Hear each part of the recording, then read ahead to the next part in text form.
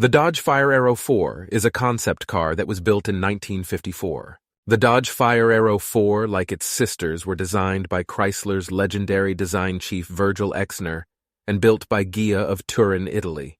The FireArrow IV was a fully road-going convertible with folding top and windows. It was designed and engineered to go into full production. Unfortunately, like many concept cars, Chrysler made the decision to not proceed into production with these cars. The FireArrow IV and its sister cars are the only survivors of the wonderful early series of Chrysler concept cars that were designed as serious, elegant, Italian-styled sports cars.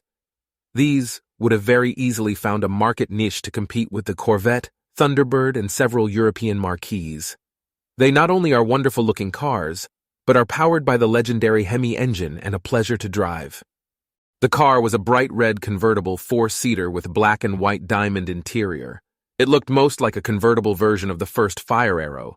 The is now black with a black and white rock and roll interior.